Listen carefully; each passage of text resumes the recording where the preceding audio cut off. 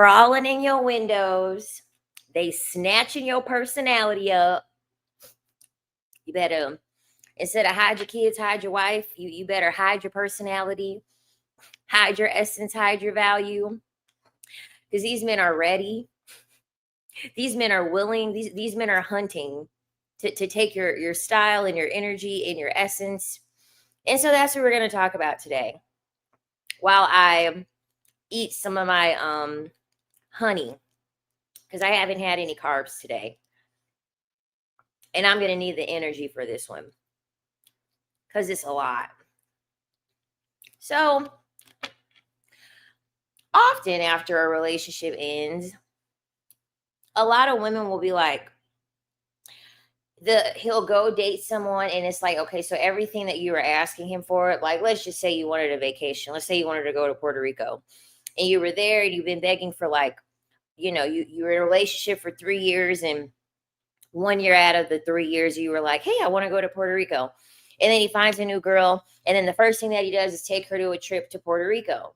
Or, you know, let's say you're into, you know, fiction books or whatever. And then you all break up.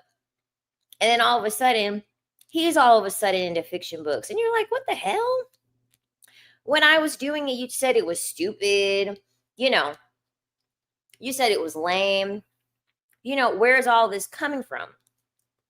And so we're going to talk and like do a deep dive into why this is, because the whole purpose of me talking about this subject today is for you as a woman to understand the value that you possess. One of the biggest things that patriarchy did to women, one of the worst things that patriarchy did to women, men only live in the physical world. And so men have to have proof of concept through physical things. And the reason why they created that in patriarchy is because, number one, men are in survival mode. So all they understand is just physical proof of concept, right? That's where they live. But also, number two, they are gatekeeping the things that are not tangible. So this is the reason why you'll hear men complaining and be like, I don't want to get married. And I don't want to get married because she'll take 50% of my money. They only, like, when they talk about 50-50, okay, they're only talking about finances. They're going to complain about a woman taking 50% and taking half of their money. Okay, who's the one who inspired their style to get the promotion at their job? Who taught them about, you know, something crafty, something in refinement? You know, maybe you taught him how to do oil painting. Maybe you taught him about like wine tastings and stuff like that. Who gave him the essence of refinement so that way he could go talk to his, you know, uppity bosses and use that to impress them? Right? Those are non-tangible things that you as a woman possess and have to offer. And men will use these things. Men will use these things and they will be better. You know, they will be a lot better. And so what happens is that they will steal your essence. They will steal your essence this way. And it goes unnoticed because you think you're doing them a favor. Also, shout out to the new members. Thank you, Ari. And thank you, Lauren. Also, welcome to all the new subscribers. Welcome, welcome. I've also gotten quite a few people on Patreon that have joined the Patreon. Welcome. Everything is in my link tree. I know the one-on-one consultation link is still in the link tree. I am no longer doing one-on-one consultations, but the link to the spiritual channel and the link to the Patreon is in my link tree. And then also the Patreon is connected to Discord. So I have different channels in the Discord. So all of the members of Patreon, you all have your own little community. I chat with you guys over there. We, we'll do like after chat streams. So whatever it is that I talk about, we kind of like, talk more about it. And then if it was some Dusty in the comments or in the chat or something, we make fun of him, or some Pygmisha will make fun of her. So yeah, all of that is there. And then I have my membership tier. So it'll be live streams that I feel like, if they're exclusive, I'll keep them up here for a little bit, and then I'll move them over to the membership channel. And then I'm still watching White Lotus, so I'm working on doing an analysis for that to put that into tier 3. Okay, so I'm done rambling. Let's go on ahead and get into it. So for the thumbnail, Erykah Badu is a very good example with her proximity to the men that she involves herself with and how they come out being a different person. She's a very good example to show how men want the feminine. They do. They want the feminine. And when you give a man a safe space to embrace his feminine, he realized how freeing it is. So that's the reason why Common and Andre 3000, they were dressed like thugs pretty much. You know what I mean? When they were younger, before they met Erykah, they were wearing those oversized tees and those, the hat to the back and the jerseys and all that stuff. They were dressing like that because that's the masculine. The masculine is very performative, and men in general, they're a blank canvas. Always remember that. They are a blank canvas. And if you pay attention enough and you really become aware of male nature, especially to the ladies who are still out here dating, when you really start to pay attention, you start noticing that men are very boring. Okay. They all have the same interests. Like literally, male interests are sports, some type of transportation. So it'll be like a boat or a car, some like fast car or something. Obviously, the gym. And I mean, aside from corn, I would say like that's pretty much it, and then you have like your little sectors like the golf outings and things like that. But for the most part, there is really nothing unique about men. Okay. There's nothing unique about them. When you really start paying attention, you start realizing that you're having the same old conversations with them. It's the same old shit that the last guy was saying, the same old lines, yes, or video games, yes. It's just the same thing over and over and over. And men are always trying to shapeshift. Okay, they're always trying to shapeshift and go incognito because of it. This is why they like younger women, because there's men are overall are one trick ponies. Okay, there's only so many tactics that they have. Once they've used the same tactic for 15, 20 years, it gets old. The older women have seen every man use those tactics before. They know what to look for. They're going to go younger when you're still all excited or whatever. In that time, though, of them dating for those 15, 20 years, they've essentially curated a personality that they have taken from all of the women that they have dated. They gain knowledge from all of the women that they have dated over those years. That way, when let's say they meet a girl that's very spiritual, right? Okay, well, they met a girl that was spiritual 5 years ago. So he was like, oh yeah, show me all the spiritual stuff. And you're thinking it's a shared interest. Like you're showing him because you're like, oh, he's so curious about this. He wants to learn about all of this stuff. Oh my God, he genuinely wants to learn more about me and what I'm into. Girl, he doesn't. Okay. He only is learning that because he's like, I will meet a girl who is into spiritual stuff, right? And then I'll already have the information, you know what I mean? Oh, the 4 agreements and chakras and crystals. And the woman from 5 years ago already taught him that. And he hasn't picked up any book or done anything like that, but he knows just enough to kind of have some conversation regarding what this fake shared interest is. And it really comes down to the fact that men don't want to love you. They want to absorb you. Okay. Men have a lot of identity confusion, and they essentially disguise that as love because men do not have a core sense of self. And whenever they meet a woman, women tend to have more personality, more style. Like if you have a group of men, like I literally was just walking. I went to get a massage yesterday and I left the massage. I walked down the steps And it was a group of these like 5 white men, right?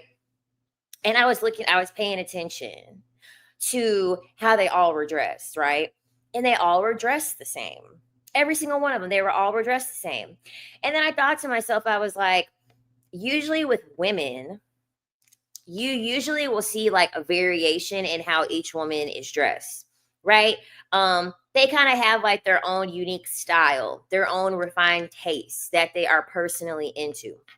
With men, you really don't get that because men kind of just, they all kind of like merge into one.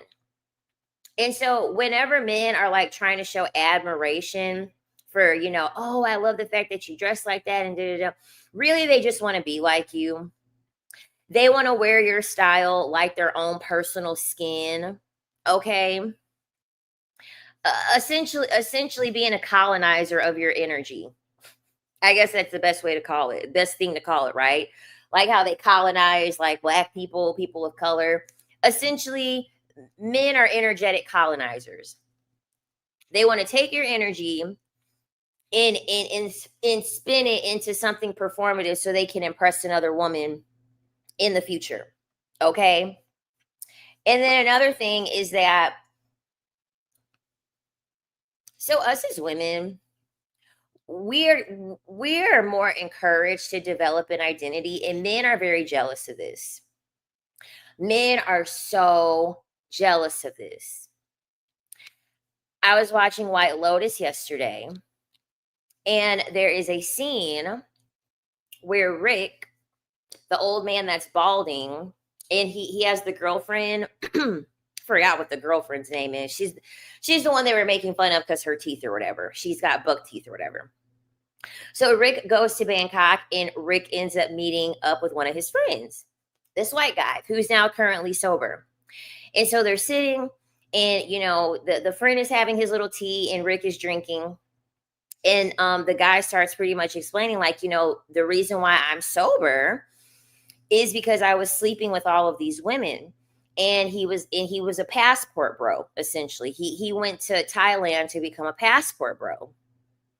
And he pretty much said that, for a few years, like he was just sleeping with these women, then he was sleeping with lady boys. And what he said was that he started to realize that he actually wanted to be the Asian girl that he was sleeping with, right? And so when he went over to lady boys, that was like one step closer for him to like be the woman, right? For him to be the woman. And then eventually he literally had went from like sleeping with lady boys to just straight up sleeping with men. And then he went from that to like getting an Asian girl to watch, because in his brain, he was like, in my head, I can be the Asian girl. I'm the Asian girl. And then the guy that's doing this to me is like, it would be me. Essentially saying that he does not like living in his skin as a man. He does not like being a man.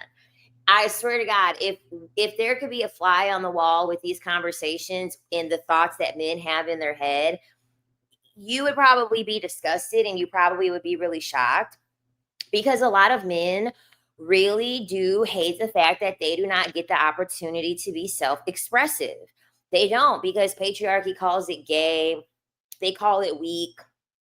You can't wear pink. You can't wear something tight. Like, imagine you live in a life and it's like, nope. If you like to change your hair or dye your hair, all of a sudden they say with women like, nope, you can't do it. You can no longer wear pants, because that was a thing. You couldn't wear pants for a long time as a woman. You could only wear skirts. You can only wear a certain color. You can't wear certain makeup. Like, imagine your life when you wouldn't be able to have any form of self-expression. It really is an honor that we are able to do that we're socialized to be able to do that. Men are not. Men pretty much are taught power, dominating, and control, and competing, right? So someone like Erykah Badu, she has a very powerful nature. And this is the reason why, as a woman, you got to be real careful. You really got to understand your aura, and you got to really, really understand the energy that you have. Okay. because men want that. Okay, they want a woman that has a strong aura. They want a woman that has a strong energy because they want to be able to siphon it. And so they want to be able to take the energy that you have and like the sauce and the aura that you have, and they want to be able to take some of that and use it for themselves.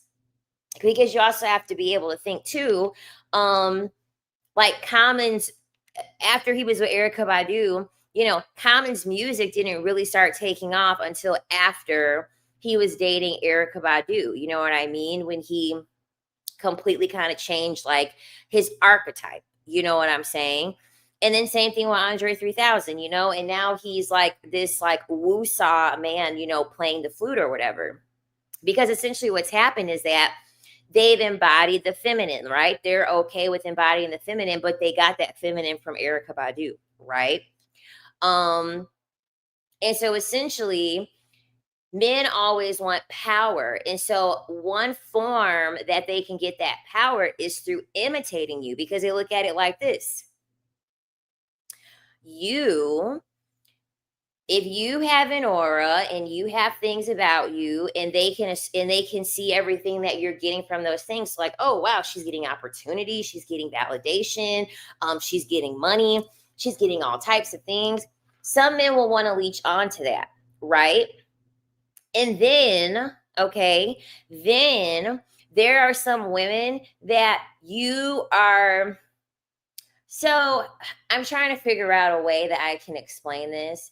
I probably will save that for the spiritual channel, like the dark femininity aspect of it, because there is a deeper layer that women that know what the fuck they're doing. Like, I feel as though Erykah Badu is very self-aware and she understands what she's doing.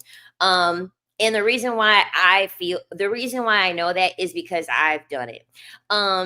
There are some women that are like very woo-woo, very spiritual, and they get an ego boost. They get an ego boost off of the fact that they can use their dark femininity to be able to leave an imprint on men, and it completely changes them. And then they have a very hard time getting over the woman that imprints on them. But I'll probably save that for the spiritual channel, because I don't feel as though it's 100% applicable for this channel. But that is a thing, right? Because I've done it. I've done it. And then this is why it's so important for you to not listen to men when they're just trying to pay attention about, everything regarding like the physical, okay? Like, that's how men are going to gaslight you into thinking you're not worth anything, is because they're going to tie everything back to things being physical while they energetically siphon you. Shira was just talking about this in her video about the Magician and the Strength Tarot card. It was a really good video. I got to watch it.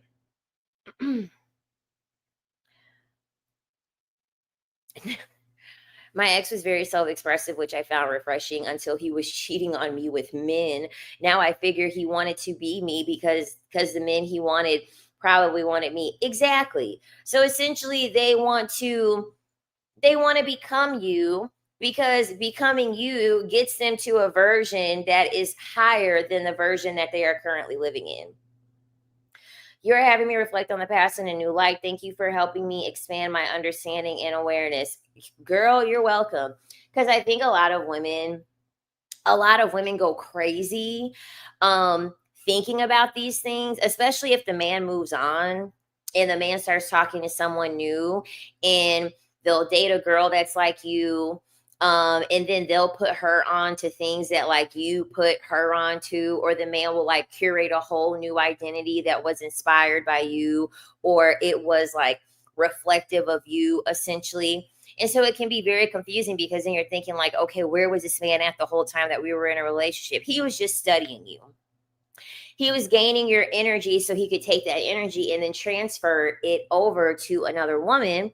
And then he'll do the same thing with her. Right? This is the reason why I don't believe in building men up. So my last ex-boyfriend's like, I take a lot of pride in like curating my fashion and my style. And I really take a lot of pride in like being well put together. I care a lot about fashion, right? And my ex, I don't want to say he didn't. I mean, he was well dressed enough. Um, he was well dressed enough, but I could tell he already made it very clear that I was well dressed than him. And so he was like, I need to do better. I need to change my wardrobe. I need to set my game up. And I feel as though he was doing that because he probably low key was expecting me to step in and be like, "Oh, I'll help you shop. I'll help you pick out some clothes." And I'm like, "Better get to it." Because I'm not going to teach you.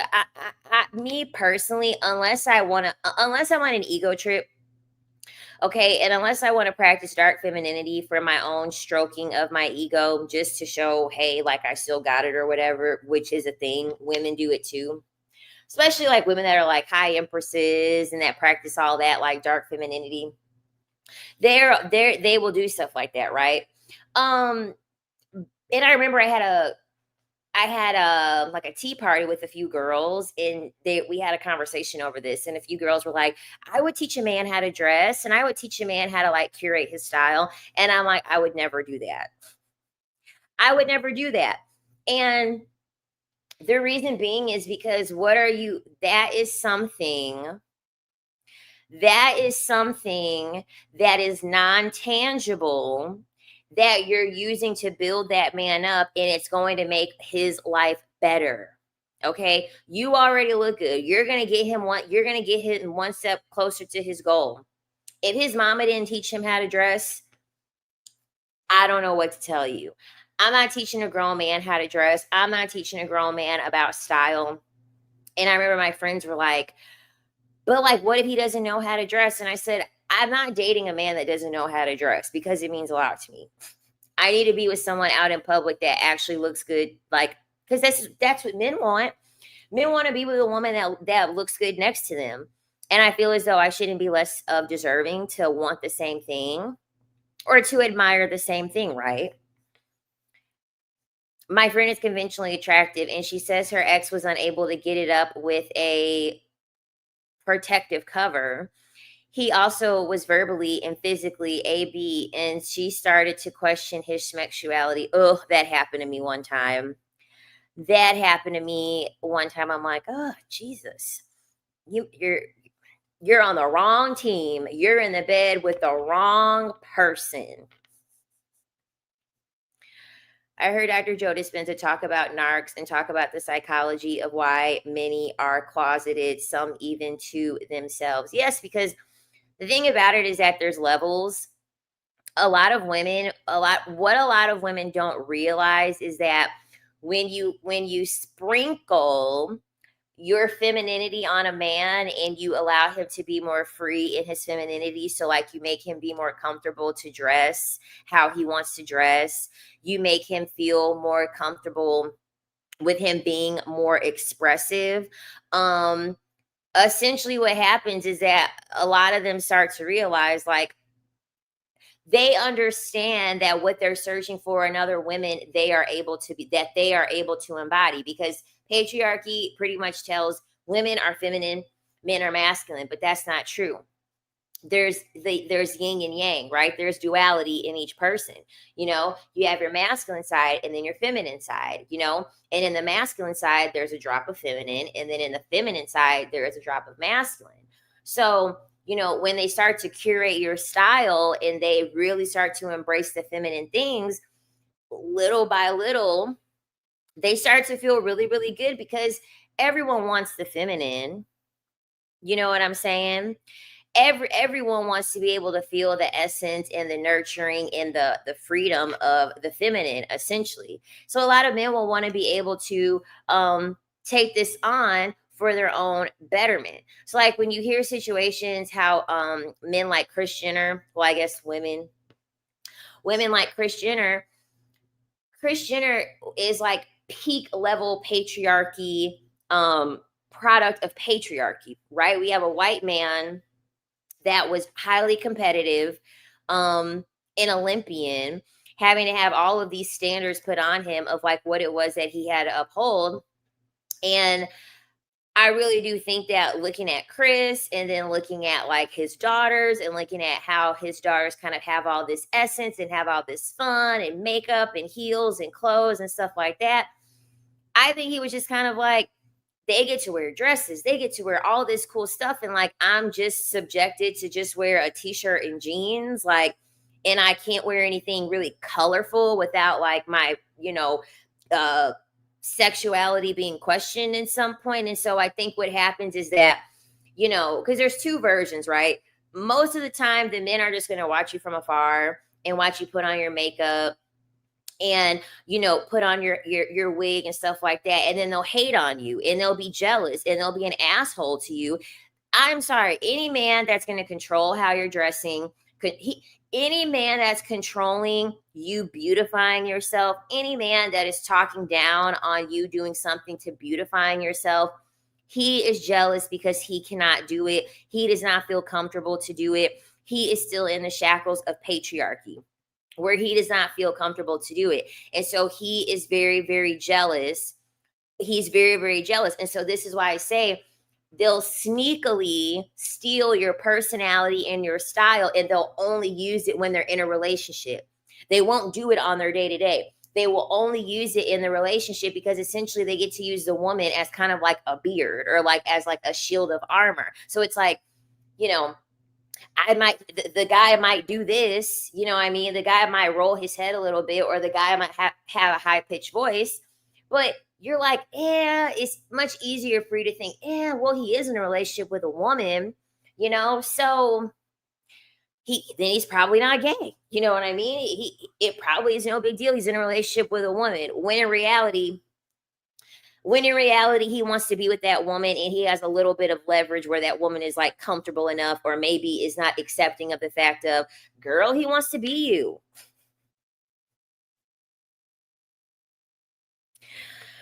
I remember watching a doc about Kris Jenner transitioning and was going through hair electrolysis and crying from the pain. It was really tough. Listen, being a woman is nothing but pain.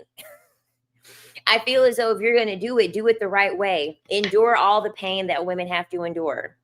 He already doesn't have to worry about period pain or birth pain or anything like that. Might as well deal with the electrolysis and all of the other pain that we have to go through. The waxes, the eyebrow threading, getting your nails done or having your nails get taken off, high heels, all of those things. I mean, that's what they say, right? Beauty is pain, essentially, right? And I really do feel as though, because it's okay, so there's a term for this. Okay, there's a term for this in psychology, and it's called introjection. So introjection is essentially where it's a defense mechanism. Okay, and this is like what most men do, and they do it subconsciously. They will try to take on the qualities of another person to feel secure or to feel desirable, right? And it's not a real transformation. It's not a real transformation. It's really them just being a shapeshifter with their identity. Okay, because most men internally, they're not evolving. Okay, they're just changing how they're dressing, or changing some hobby, or changing their taste in music, and maybe adding some hobby that is not very much seen as masculine, right? So, you can see this with how men are changing their language. Men didn't know about the term gaslighting until women started using the term gaslighting, because gaslighting is a term that you are going to hear in therapy. Men don't fucking go to therapy, okay? You have trauma. You need to heal your trauma.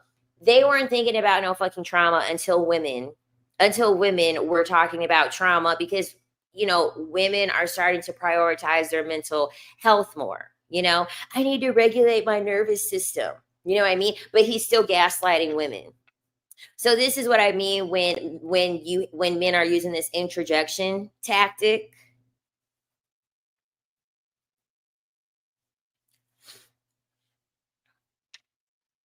Yes, they will.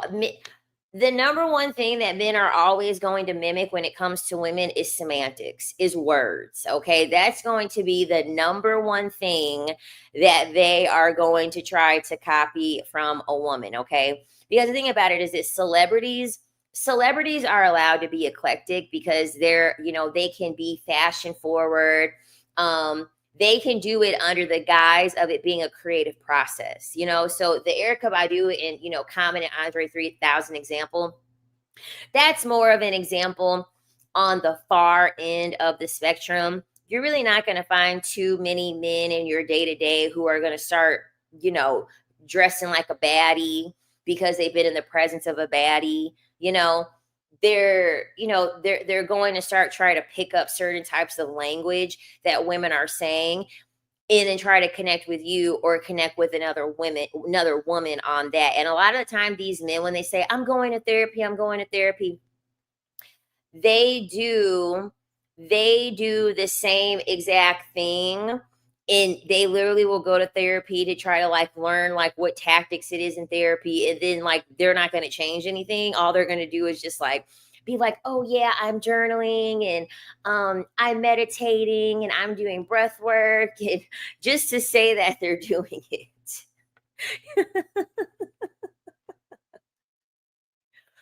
Because men are not ever going to better themselves, because when you're born a woman, you're already closer to God. You are a god, you're a goddess, okay? Because you can give life. There is just an essence to you being a woman. It's an essence. That's why they say, a woman will make a house a home. Your energy and your presence as a woman is felt. No one really feels like that about men. And so the thing about it is that when a man and a woman are born, the playing field is not even. The playing field is not leveled. We are much closer to God. It's much easier for us to be self-actualized. Men have to work extremely hard to become self-actualized. It takes a lot of work, and most of them don't want to do the work. And so they cut corners by being in proximity to women that are self-actualized, and they will steal her essence. This is why, as a woman, you should never treat a man better than how he treats himself. You never treat a man better than how he treats himself. You never come in and save the day. You never come in and teach him things. If he doesn't know, especially when we're talking about the ladies out here who are 30 plus out here dating, there is no need why you need to be teaching a man 30 plus on how to gain a sense of style, how to make a resume, all of these things. You never, ever, ever treat a man better than how he treats himself.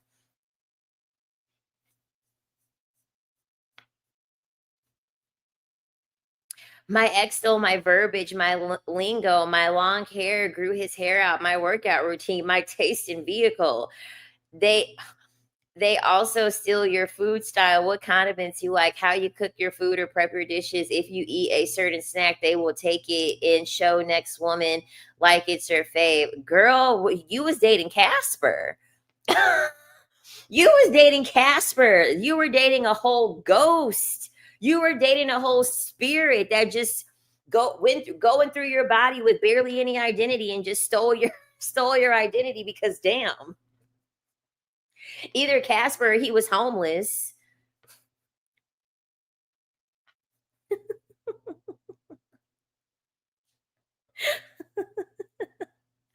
I mean, that's zero personality.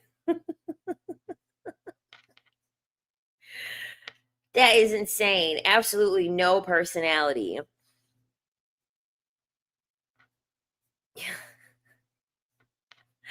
Davina, you still have your book ideas.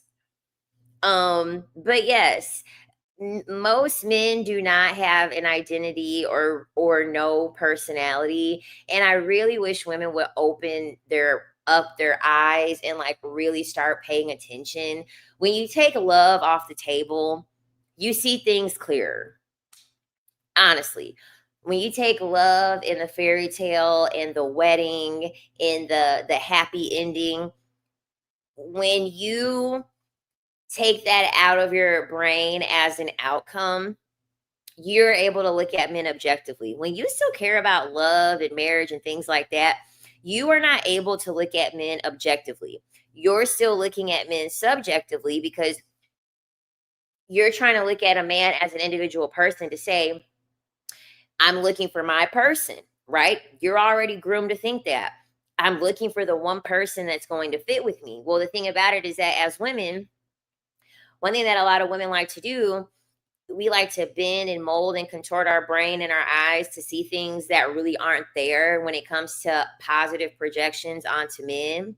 And so what happens is that you're really ignoring all of the objective things that this man is doing, and literally the last 10 men have done it. Um, but it's just easier for you to take it as a subjective matter because you're looking for this one unicorn that doesn't exist, right?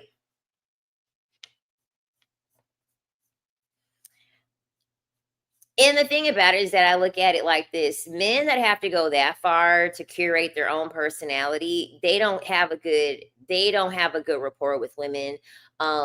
They have a hard time, they have a hard time getting women, right? This is why they need some fucking money. And I'm not saying the men that have money have personalities either, but money, listen, at least you can pay someone, at least you could pay someone, a stylist or an image consultant or someone that could get you right. But when they have no money, they have nothing in it. They have no choice but to mooch off of every single essence of a woman because they have nothing. They don't have anything to offer. And I really, really hope that there's a woman out here listening to this, and I hope her whole perspective changes on men after watching and listening to this video. Because, I mean, come on, just think about it. Imagine liking a gender that has to go this far to feel good about themselves, or like, imagine the desperation. Like, you have to think these are the same group of people saying that they're the prize. You mean to tell me that your gender is the prize and you literally have to copy how a woman dresses, her music, her food, her snacks, the car she wants, just for you to be able to have a sense of self in your own personality? And you're talking about you're the prize? Like, you're not even honorable mention. You're not even honorable mention. And this is why I feel like it's very important for women to understand that what a lot of women are taking from men as desire, okay? You think he desires you. A lot of the time, it's the fact that he's envious of you. And when a man is really drawn to your power, your light, your freedom, he thinks that he's attracted to you. He does. He thinks that. This is why a lot of men say, I like women, I'm attracted to women. They don't really like women. They like sleeping with women. And then the things that they do like about women, they want to obtain those things, right? The man doesn't want you as a person. He wants what being you feels like. So this is why I say when men start controlling your beauty, what you're doing, they're jealous of you. They don't get to open up their closet and decide if they're going to wear a dress or a crop top with jeans. He doesn't have a vanity and he's deciding if he's going to wear clear lip gloss or pink lipstick. You know what I'm saying? And so a lot of the time, this dynamic, this is why a lot of the time those relationships are very draining, because he's feeding off of you.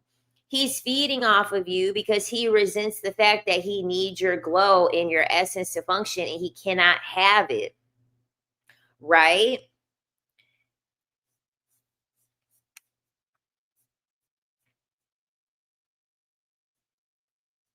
How are men the prize and they still be having skid marks in their underwear? You can't purchase personality, though. I've dated millionaires, and it's painful to sit across from some of them having dinner. The money amplified their lack of personality. How is this possible? Because money cannot unlame you. That's the thing. Patriarchy teaches men money, power, dominance. Patriarchy doesn't teach them personality, emotional intelligence, understanding, conversational skills. Most men are antisocial. Okay? Most men have some type of form of personality disorder. They don't go to therapy because they know this. They understand that something's wrong with them. That's the reason why men don't want to go to therapy, because then it'll be on paper. It will actually be exposed and it'll be real proof in front of them that something is wrong with them. There's literal proof of it. Men know that something they don't know how to, they naturally do not know how to socialize. So then when you get a man with money, the man is thinking the money's going to fix everything, right? The money can't unlame you. You just a lame with money. You laminated. You don't have any essence to you. You just have green money. The idea that we or our lust or labor is real, we need more info on this. So I'm going to do a video. I don't know when I'm going to do it, because when I tell y'all, I have like a laundry list of video ideas of like different subjects that I'm going to speak on. But I am going to do a video at some point talking about like, all women are selling it, okay? Because they're talking about Gorgeous Doll on TikTok and like, Gorgeous Doll, she's doing her thing. These men are spending, she had Future in a tizzy. And a lot of women want to, patriarchy pits women against one another due to purity culture. So like, if you're a S worker or a mistress or a side chick, you're bottom of the hierarchy. And then if you're a wife, you're the top of the hierarchy. And then you'll have the wives that are like, you're selling it, you're a side piece, you're this, you're that. When you're dealing with a man, okay, whether you're married, like any proximity that you have to a man, when you are exchanging anything with him, whether it be time, whether it be your body, anything, you are selling it. You are selling it. Men literally only want you for lust or labor. Point blank, period. There's in the thing about, and that counts as emotional labor. So even if you're not sleeping with him, when he's dumping on you, he's talking about his ex-wife who passed away, he's crying and he's telling you that, he's so sad and that's still labor. Okay, because how much clarity are you going to get from telling a man that someone that's close to you died? What are the chances that you're going to walk away from that conversation feeling like $1,000,000? In most cases, you're not. Men are energy siphoners. They're very parasitic. You're selling it in some way, shape, or form. Okay? It's lust or labor that you're giving a man. Point blank, period. It's just we've been so brainwashed, women are subconscious to this. He even stole my silly face for pictures and poses.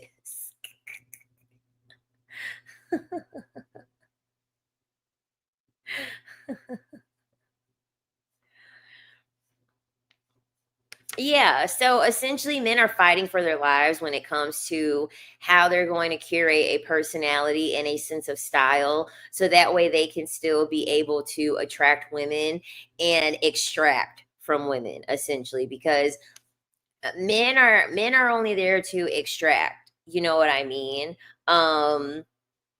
That's really all that they care about. And so men want to leave with something. They don't care. They're going to leave with something. So, like for instance, you guys remember, I don't know if anyone remembers on TikTok, remember when they had the black wife effect? And it was the black women that were like married or in a relationship with the white men. And they showed the before and the after of how like their wives pretty much glowed them up. That's what I'm talking about. Like, you gave him style. Okay. So now if y'all don't work out, you've now curated him a whole new personality, a whole new aura for him to use on the next woman. We're going to watch Two Can Play That Game on Patreon this Friday. We're going to have a watch party. And Wendy Raquel, that's what her character did. Her character met Bobby Brown. She met Bobby Brown. He had a fucking jerry curl. He was a mechanic with a gold tooth in his mouth. And I think she might have been like, I don't know, but she was doing well for herself in the movie.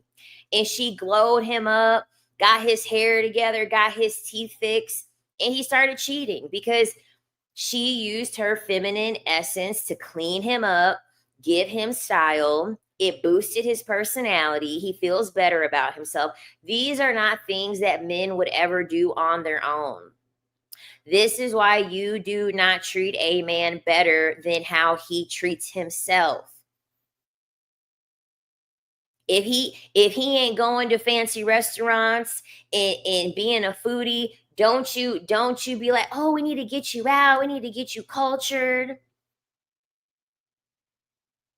If you're with a man that you have to do all of this for, why are you even with him? Because how is he glowing you up? Right? I know you looking in the mirror and you don't like everything you see. I know you don't like everything you see. How is he glowing you up? Is he cooking your meals? Is he helping you implement a healthy lifestyle change? How is he glowing you up? What is he doing for you? No. A lot of the time, women want to take men on as projects because you rather have nothing and make it into something than to just accept you have nothing at all. You don't have anything. And with men, it doesn't work like that. Men are not going to be grateful that you taught them these things. You taught them how to dress. You taught them about some new genre of music. You know, you expose them to horseback riding. They don't care. They're going to gain that as information for them to use for the first girl to impress her. Oh my God, I didn't know about the equestrian place. I didn't know you knew how to ride horses. Oh my God, I don't know any men that like riding horses. Oh yeah, I love riding horses. I've been riding horses, they'll over exaggerate it. They rode a horse 5 times with their ex-girlfriend. Yeah, I've been riding horses for 2 years, and I'm gonna look into getting a stable, and I want to, they're gonna up the ante and make it sound all good or whatever to impress another woman, and the woman's gonna fucking eat it up. They're absolutely going to eat it up. Fake frauds. Like, I'm not putting no face mask on no man unless he doing it already, and then I don't have to teach him anything. Hey babe, let's go get our face masks on. Mix mine up while you're in the bathroom.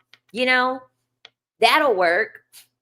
But I'm not gonna be like, baby, let's try my face mask. What? No, don't do it.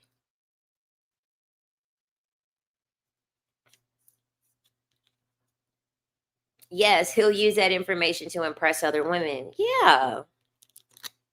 Because they don't have a personality. I'm telling you. I'm telling you, they're not all what they're cracked up to be. The men that you know that you are impressed by, you're not impressed by them. You're impressed by the woman. You're impressed by the woman that they were with. Because they learned it from somebody. And in most cases, they learned it from a woman. 9 times out of 10, they learned it from a woman.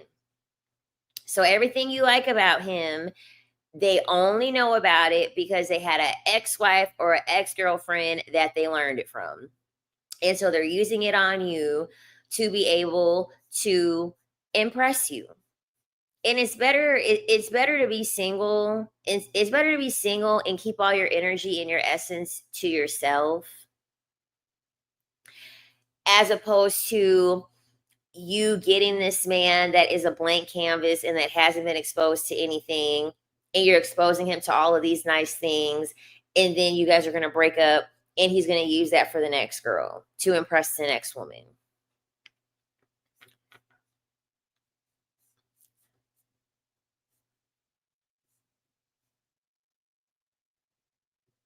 And I think another thing too is it's like men are validation starved. They don't get any validation at all. And so men also understand where it's like Men see that you get attention, and men see that you're able to draw in certain crowds based off of your interest. Because, like, that's the thing too.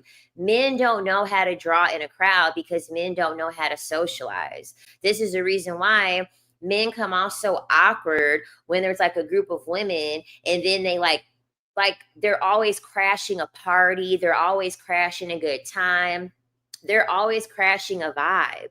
And the reason being is because they don't have a point of concept when it comes to some type of like interest or some type of like personality trait that would want to get people drawn into them. They just don't have that essence naturally to be able to get people to garner them attention. That's why 9 times out of 10 they come off so awkward. And a lot of them are not aware of this.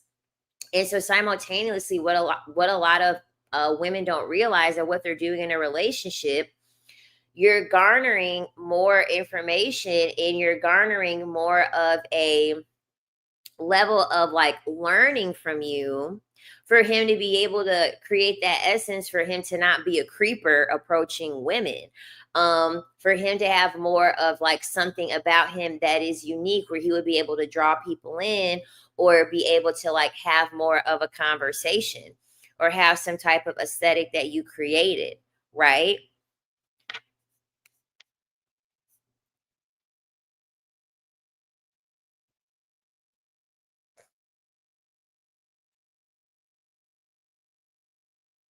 I also take this to the highest degree. If a man has issues, I don't tell him why his life isn't working out. Exactly. Because he might take it and improve himself at the expense of your energy and big mouth. Yes.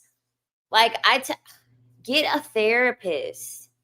Get a freaking therapist. I don't want to hear about any of those problems. I'm not going to give you any of this advice. I'm not going to do anything. You shouldn't have to do anything. I've already explained to you ladies. Just your essence. Just your essence is enough. They will see how you're dressed and then look at you and be like, huh. They'll see you reading a book. I'm telling you, it's literally this simple. They'll see a book that you're reading and then look up that book and then go buy that book and then go to some bar or go to some cafe and then go bring that book so that way they can use that book as a way to get women. You literally don't have to do anything because men are always trying to find something that you're doing in your daily life to leech off of. And this is the reason why men are always going to make it be tangible. 50-50. Yeah, they're talking 50-50 in finances because they want you to be ignorant to the fact that you have a lot of things that are non-tangible that you are not aware of that benefit them.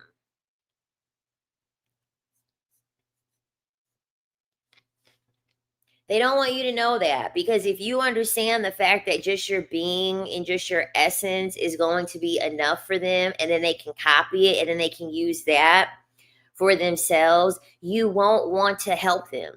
You won't want to build with them. You won't want to do anything because you realize if you're already going to take pieces of my personality and take parts of my interests and copy everything that I'm doing just to be able to get a woman, then what is the point of me doing all of this extra stuff for? Why would I need to cook and clean and give you advice and be emotionally there for you? What is the point of me doing all of this when you're gaining something just from me existing? This is why if any man's ever going to ask you, what do you bring to the table? What do you have to offer? What can you do for me? Leave the date immediately. Don't even answer the freaking question. There's no point in answering the question. If any man is asking you that, he doesn't know, he's either doing one of two things. He's trying to be funny and trying to like play fucking stupid and humble you. Or number two, he just doesn't understand the value of a woman. And that's never something that you should have to explain. Never. People don't go, they call women cars. Oh yeah, you're beat up and you have high mileage. Da, da, da. Oh, they want to call women cars all day. Okay, well, do you go to the car dealership and say, now what's the use of me getting a car? What does this car bring to the table? What is this car going to do for me? It's like you fucking know what it's going to do for you. That's why you're there. That's why you're there shopping for the car. You compare women to cars and all of a sudden you don't know the value of one. You don't know the use of one.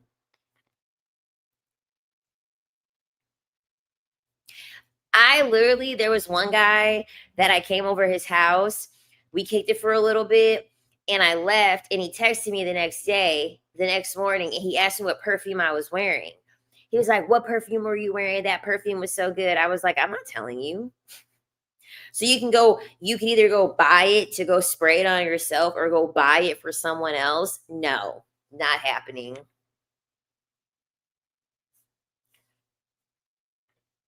Because that's why he asked. Whenever men are asking questions that specific, they want to do something with the information. They plan to do something with that information. You're not going to sit here and try to smell like me or get another woman to smell like me. It's my pheromones, especially something like fragrance. It's my pheromones. That's why Jill Scott says it on that song, you know, I bought him the same cologne, but it stunk on him.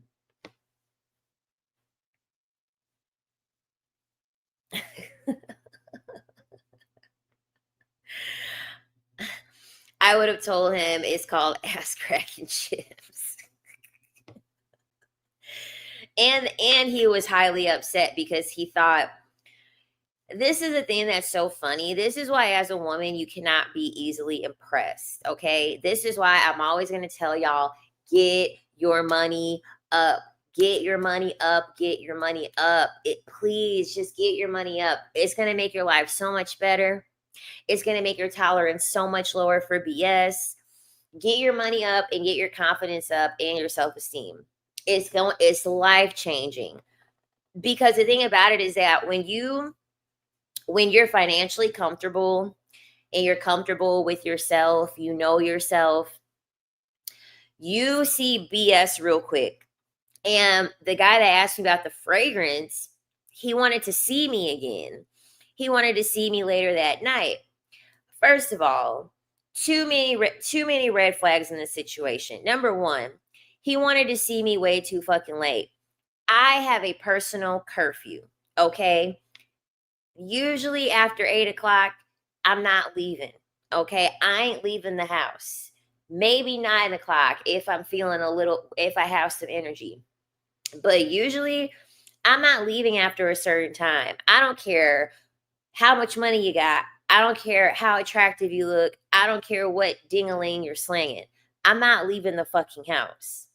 So he tries to get me out of the house, and like he actually does work closely with some well-known recording artists, right? Some musical artists. So I told him no, I don't think I'm going to come out. Oh, well, I'm going to be at the studio tonight with so and so. So then he thought he could dangle a recording artist, him being in proximity to a popular recording artist, to try to get me to leave my house. I said, no, I ain't leaving. And he texted back, sheesh. Sheesh. And especially for a lot of black women, he definitely would be considered a preference for a lot of black women. Very attractive man. Very attractive man. He modeled. And I was like, no. No. And then a couple months later, he had asked to see me, and I was like, no. There's nothing that I want to do with you. I'm not interested. And then he blocked me. He didn't block me. He unfriended me. Because I'm like, how many times are you going to let me reject you?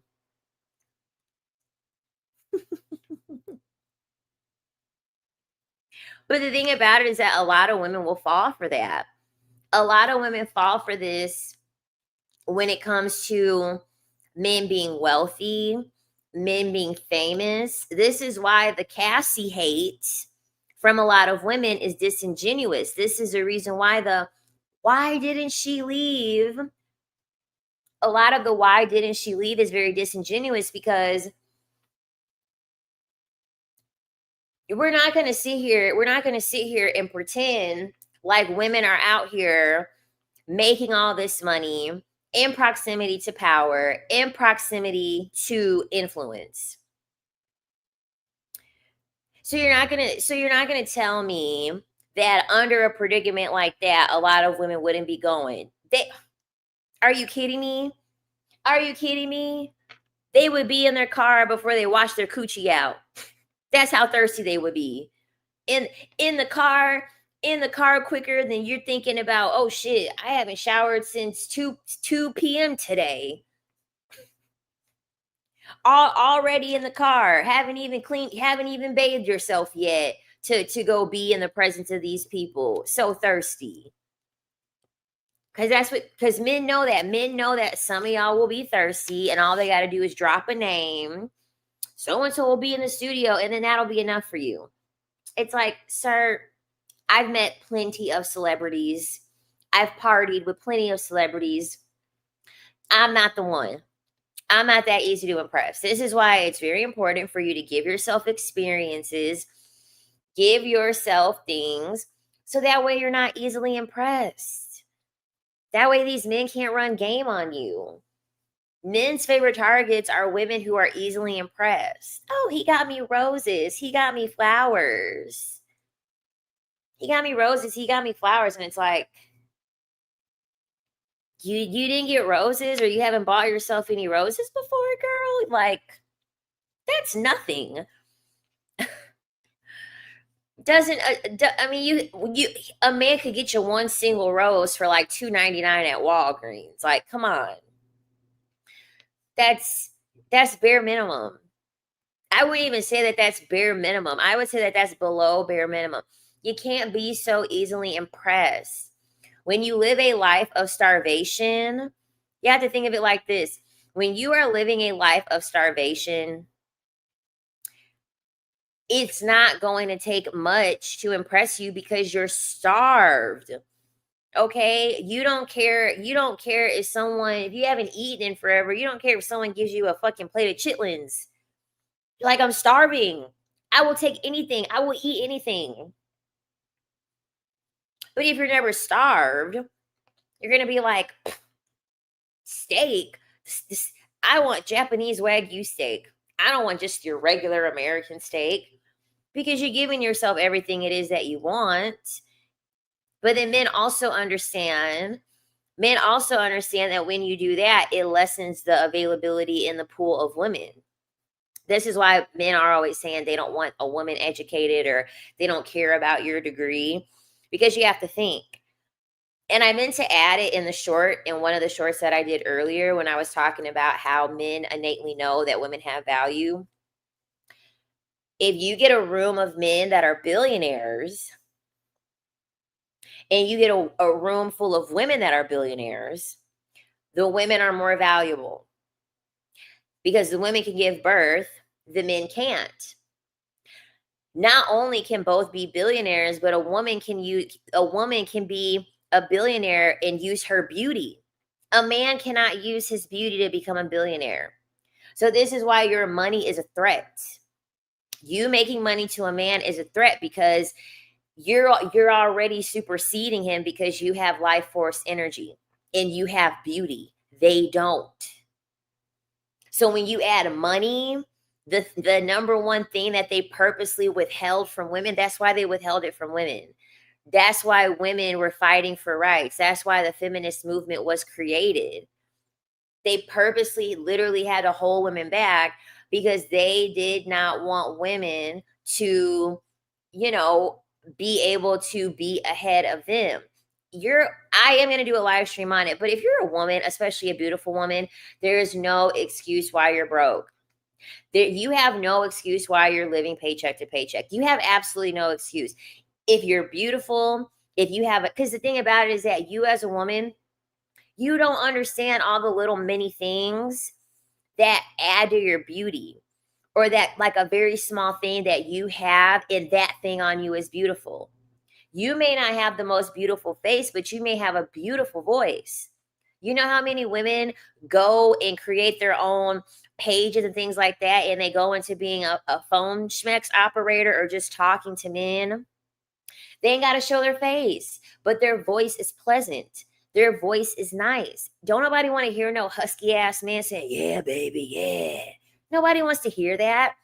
People want to hear a nice, feminine, pleasant, sexy voice. You know what I mean? You have many avenues that you can go down to use your beauty to be able to make money. You just have to get over your fear of being seen or being rejected. There's no reason you as a woman you should be broke. It's just no excuse. I was blocked so many times when I declined offers of taking me out past a certain time. You're not picking me up at any and all hours of the night. Yeah, because that's a test. When men are like hitting you up 9 o'clock, 10 o'clock, 11 o'clock, y'all ain't texted all day. And then if you have a date plan or something like that, they're doing it on purpose. Oh, thank you for joining as a new member. La la dee dee. La da dee dee da da da. So essentially they do that as a test to pretty much see how thirsty you are. Okay? They want to see how thirsty you are and see if you ain't got no life, if you ain't got no pull, and see, okay, is she going to hop out of her bed or quit kicking it with her friends, et cetera, et cetera. Um, you know, that's what they're testing. And so always fail that test. Every single time. This is the one thing I want you to fail in. I always want you to fail in any test that a man gives you where he wants to try to make you think that he's the prize. Fail every single test with flying colors. Every single time a man tries to test you, to put you in a predicament to make him the prize, fail it happily. Don't ever try to pass a test where a man wants to make you feel like he's the prize. Because they will resent the fact that you think that they're the prize because they already know they're not the prize. And then they're going to take it out on you. They're going to take it out on you, the fact that you're treating them too nice, you're valuing them, you're putting them on a pedestal. It's just all bad. It's just terrible. I looked at him like, ew. How to help a friend see that they need to stop needing male validation through sleeping with them. They're all dusty and are rude during the situationship. Nothing. Nothing. Nothing. There's nothing you can do. Every woman has, some women never have an expiration date when it comes to male validation. There are women that are always, they're going to live their whole entire life requiring male validation. And guess what? Most of that is predicated on how much someone fucks her over. And there are some women, they still keep trucking along even after that happens, right?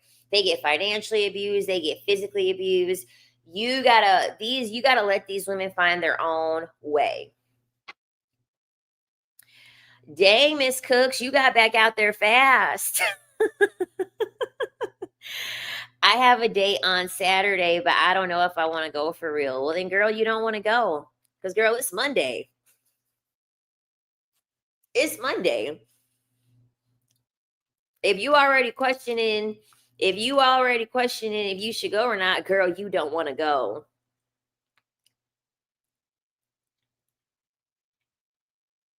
You couldn't pay me to go on a date right now. No, I get it. To get over one, get under another, which could be figurative or figurative or literal. But I get it. I get it. And I just always hated that phase, when you come out of a relationship and then you gotta like learn another person's body, like their lips are different, their voice is different, their smell is different. Like it's just starting all over and it's just like, ugh, I like what I was used to. And that's the thing too. A lot of the relationship, it's really just out of comfortability. You're just used to the person, even if it's a bad person or a person that doesn't have your best interest at heart. That means you don't like him, LOL. I already have my outfit planned out for my Saturday date, and he's been such a great planner so far.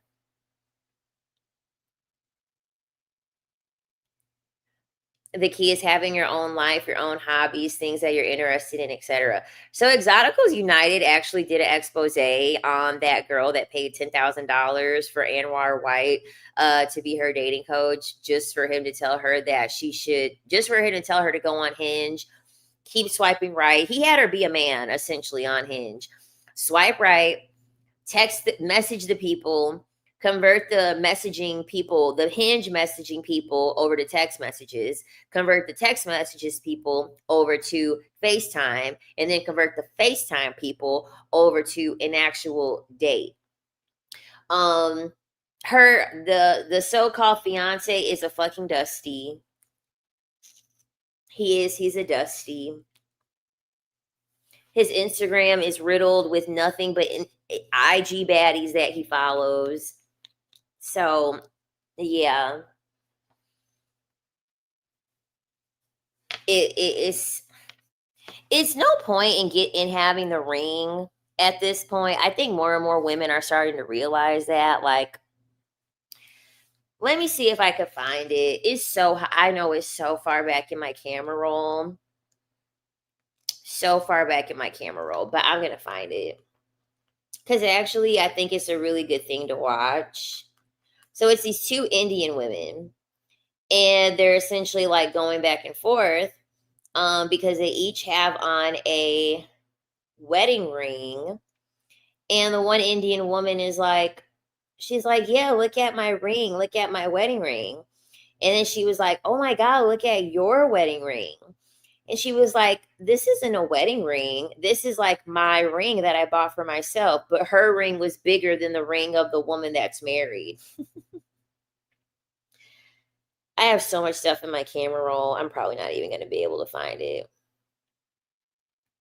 Because at this point in my life, I guarantee you I could afford myself a larger wedding ring than a man could. Much larger than a man could. And if I want to have a wedding dress on, then child, I'll have a party and wear a wedding dress. It ain't that serious. It ain't that serious. I'd rather have my own big rock than to be begging a man. Because it goes from, I want a ring that's $5,000. And then it goes from that to, I want a ring that's $2,000. And then it goes from that to, I'll take a Walmart ring. Just marry me. Just ask me, please. I'll take a Walmart ring. I'll take a ring pop. Please just marry me. It's like, girl, it's not that serious.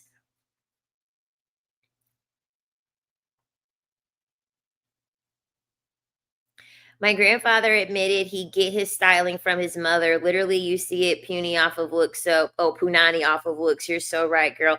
Yeah, men are not dressing other men unless they Kevin Samuels, because he was a so-called image consultant.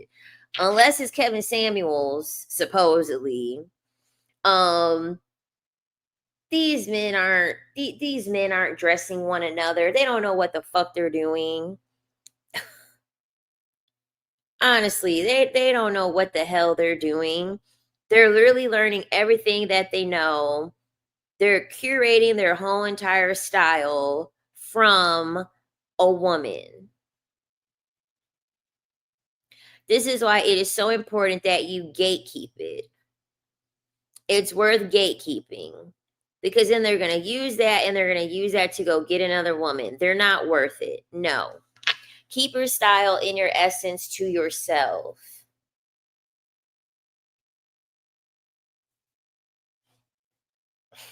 Do you want to buy air?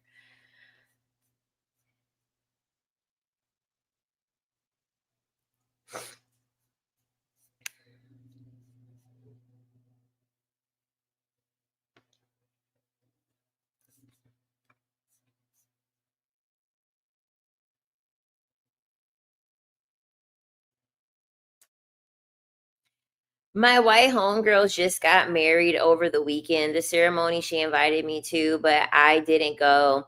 To a light-skinned black man who was unemployed most of the time. I knew them the past 3 years. See, mm-mm, mm-mm. It is so many women, like, that's the harsh reality. Like, to the women that want a ring, that's what you're going to be marrying. Like, that's what you're going to be marrying. It's like, no. I'm telling you, get money. When you have money and you love yourself, you need to get money and love yourself. Say it with me. Get money, love yourself. Get money, love yourself. Get money, love yourself. Just say it over and over and over and over. When you do those two things, get money and love yourself, you will never, you're not doing that. I promise you. You're not putting up with any of that, because no. Just no. Mm-mm.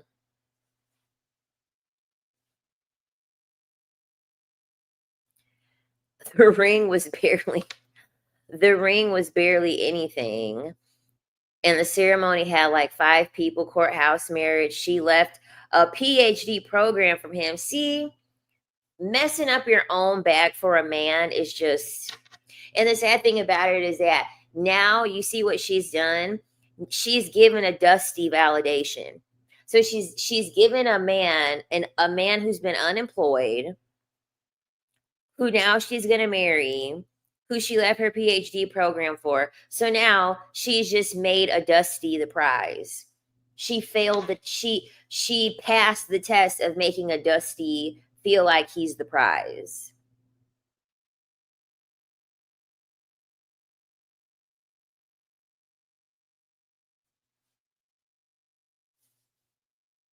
I rebuke in the name of Jesus. I rebuke. And then guess what? 5 years from now, she's going to be complaining about how she has COPD, how she has to be on a breathing treatment because she decided to marry some Dusty. She'll be like, I don't know what happened. It's like, yeah, that's what happens when you marry Dust, girl.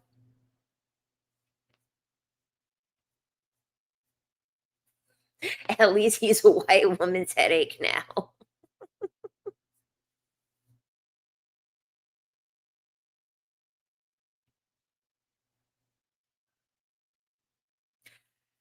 I'm sorry, but no. This dynamic I hate. And there actually was a woman who got on TikTok, and she was like, everyone is telling me that my boyfriend shouldn't move in with me, because essentially it was the same thing. Her boyfriend, unemployed, she's moving him in, and she's like, I'm moving him in, and she's like, I'm going to be taking care of everything while he goes to school. He's going to become a doctor and then leave her. He's going to cheat on her with a ton of nurses. I work in the medical field. She's a starter wife. That is what you call a starter wife.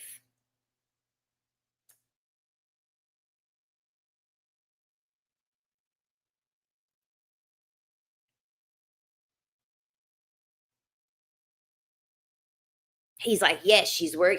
He really is the prize. He got him Pygmisha. Look at how far Pygmisha will go. Pygmisha will go to great lengths to secure her Dusty. She left her PhD program. To pretty much go into poverty because she's going to be going into poverty at this point, because you also got to think, okay, he's not going to be working. He's going to have to take out loans. And from pretty much what you're telling me now that they're married, so now they're married. So then now both of their credit's going to be fucked up from taking out the loans. And then he's going to be a resident physician making $30,000-$40,000.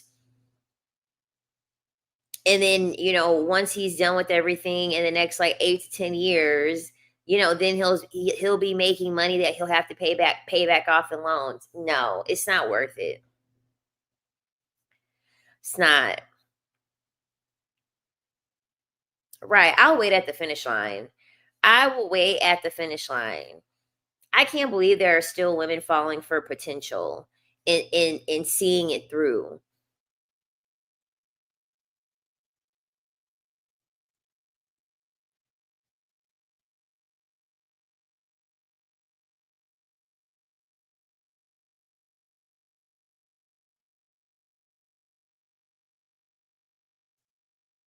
Yep, they're going into poverty. They're going into poverty. And who's to say he's even going to actually make it through medical school? But he's doing it the right way. He's doing it the right way. That's how that's how you can tell men are weak. Men are very, very weak. They cannot do anything alone. They have to always have someone hand holding them. They cannot do anything independently alone. They always have to do something, because guess what? Guess who's going to be cooking? Guess who's going to be cleaning? Guess who's going to be doing everything? Because his excuse is, I have to study. I have to study. I have to study. He's going to be using medical school to do nothing. Nothing around the house. Nothing. Thank you for your content. My perspective on men has changed so much. I see through their BS now. However, I also see that most women just want a man's validation. Yes, and it's worth nothing. Men's validation is worth nothing. Okay, they pay money for OnlyFans. Okay, they will cheat with S workers, night walkers. They'll put their thing in a turkey. They're putting their things in iguanas, dead lizards, corpses. Their validation means nothing. It's worthless. Their third eye has glaucoma. Girl, their third eye is calcified. Their third eye is so calcified you could knock on it. Ever since I realized most men are broke average, I don't see their validation. I get repulsed now. I'm telling you,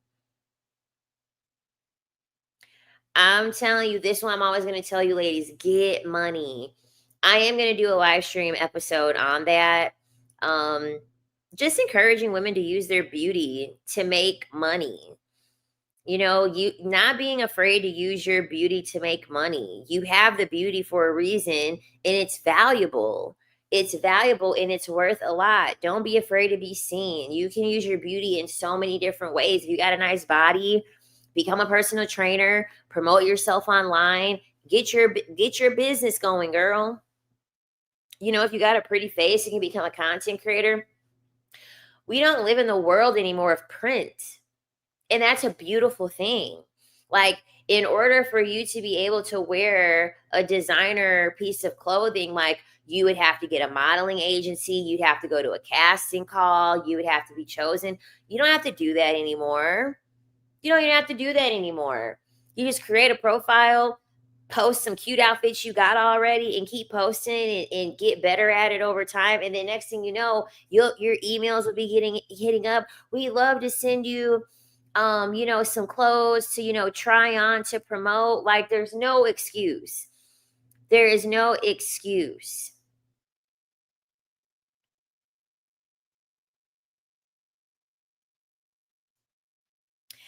I was so happy to see some other YT promoting your channel. I was watching Sass and she promoted one of your spirituality videos. Aw, how nice. Women will be married with children and still get through med school. Men always have excuses and can't do two things at once. They can't. Men are not multitaskers. They are not multitaskers. This is why they feel like them going to work. They feel as though they're doing you such a big favor by going to work. This is why they don't want women to work. They don't want women to have education. Thanks, Anon, for the super chat. Men say they would have a lot of schmecks in a woman's body. What would women do if they woke up in a man's body? Cry. Cry. No, honestly, I don't know. I probably go walk late at night. That's like all I could think of, honestly.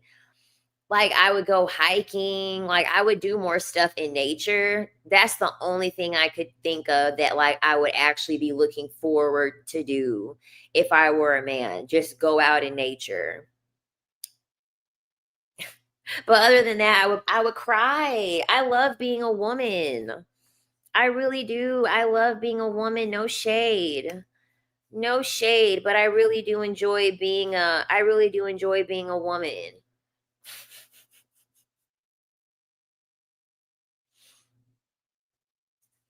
There was a woman that actually did that. She did an experiment where she pretended to be a man, and the experience was so awful she unalived herself.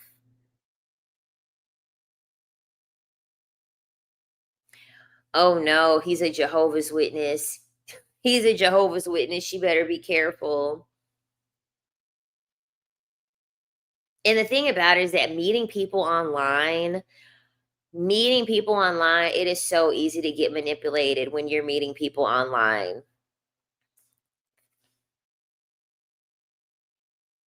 I mean, I guess if I really wanted to maximize being a man, I would find me a pygmisha. I mean, hopefully I could be a handsome man and then just get me a pygmisha and get her to pay all the bills, and I just sit at home and do nothing. I guess that's an alternative. Get me a pygmisha.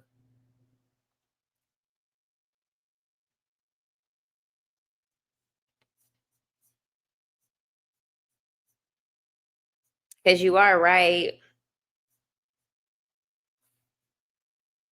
The thing about it is that men want it all, right? Men want a baddie with pick Misha energy. You're not going to get that. They want a baddie with pick Misha energy. They want a version with 304 tendencies in the bedroom. It's like you're not going to get that. And they know they're not going to get that. That's why they're cheating. That's why they're going to cheat all the time. They're gonna get their, purity wife, their simple Susie wife, and then cheat with their 304, IG baddie. They want to have the best of both worlds. If I was a man, I would just cut my losses and just be like, you know what? I'm just gonna get Pygmisha. Pygmisha didn't ask anything for me. Pygmisha doesn't nag me. Pygmisha pays all the bills and cooks and cleans for me and does all the things. I just get a Pygmisha.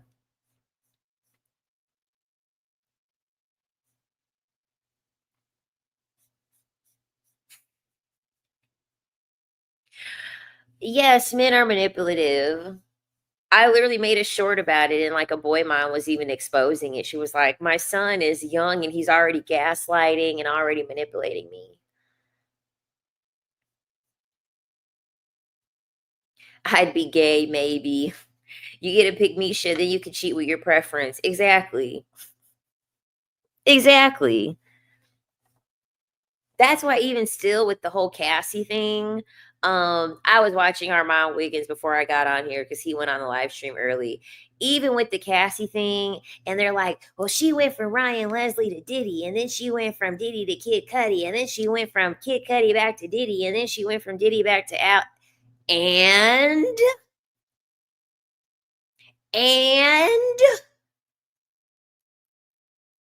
sounds like an opportunist to me.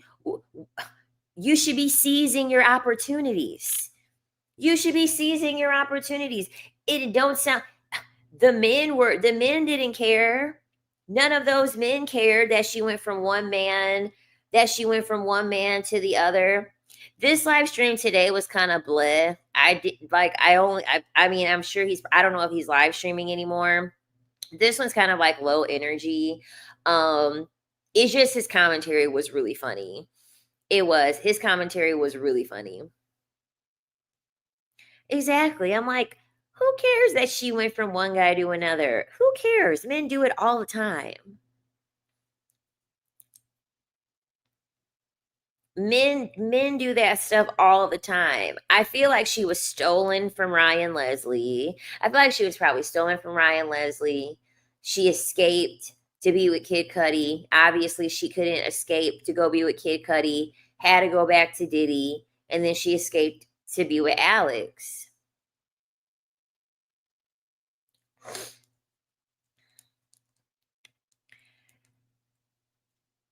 Men love to demonize women for them having more options than them. Exactly. Like, come on.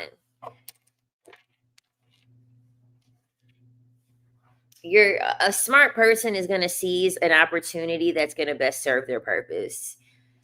Like, come on. People say, do what makes you happy.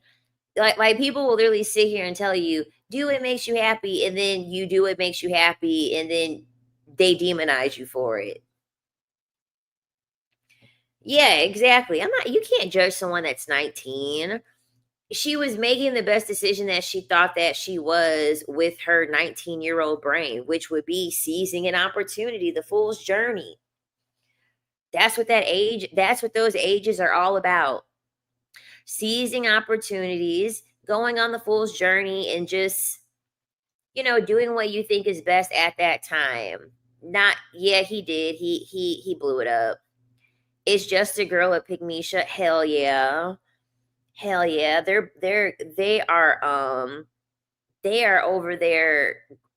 They've been going hard on her on TikTok because I guess she made like a lot of like very mean comments, I guess, about black women.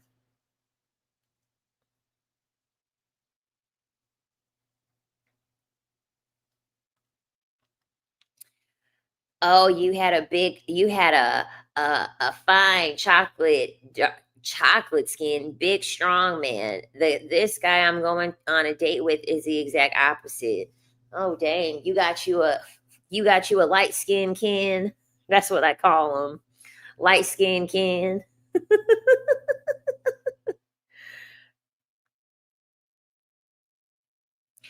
I don't like online dating because it's way too easy for men to put on a persona. Um, because it's through the phone, it's harder to pick up energy. And it's just like, I started online dating before it was cool. I started like I'm 32. So I started online dating back in 2014. I literally was online dating for like 10 years. And I had great experiences online dating. Like that's the thing about it. I really didn't have any bad experiences online dating. But essentially it's gotten to the point now where, okay, so whenever something exists for too long, naturally people are going to find a way to exploit that thing, right? So now that we've had online dating and we have more access to social media platforms, and then people are being very honest on manipulation tactics, because it's like, even with me, like for the Patreon, I'll never expose the things I talk about on the Patreon on here, because I don't want men to be in that community and know what manipulation tactics women are using and then weaponize that against us. You know what I mean? That's the reason why you have to be very careful. Even with provider men. You know how many men are watching Shira's channel? You know how many men are watching that channel and picking the play of what it is they need to do, learning from what, Shira and other content creators are teaching us to do? They're picking up on that. And so because we've had, the dating apps around for so long, I feel as though we've had it for so long with all this information, men are getting very, very good through exploiting women through the apps. And I don't have time with that. I don't have time for that. It's just easier for me to see someone in person, pick up the energy right away, cut the BS, and then never talk to them again. And then it's like, I am sorry, but it's like the men, I haven't used an app in over a year, but it's just like I tried it a few times where it's like I open the app and I'm like, these men are hideous. These men are hideous. Any advice for a friend that doesn't want to listen to me but always in some shit with some damn man? Don't give her any more advice. Don't give her any more advice. As soon as she starts saying, girl, my man, mm-hmm, mm-hmm. Oh, really? Oh, okay. And I know that sounds like cold. Honestly, I know that that sounds very cold because it's like, you're not coming off nurturing, you're not coming off supportive. But at the end of the day, people are going to do what they want to do until they decide that they don't want to do it anymore.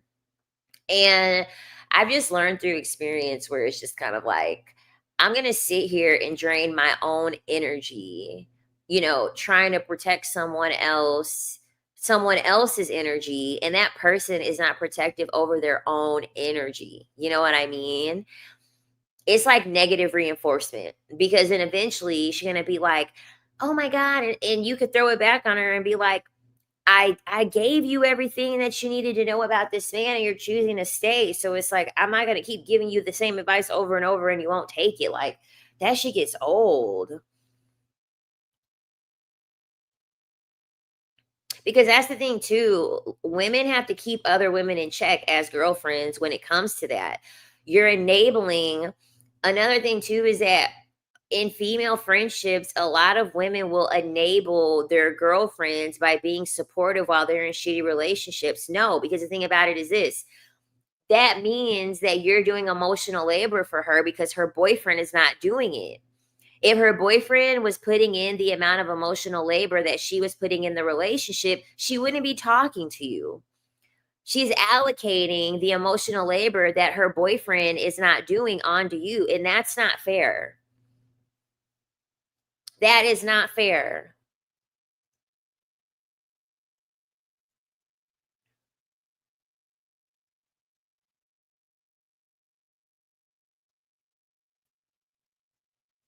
When I have friends and they are in very toxic, very tumultuous relationship, I will quit giving them advice, and some of them I just straight downright had to quit being friends with them because then they'll drag you into it. They want you to lie. They want you to do all these things. I don't have time.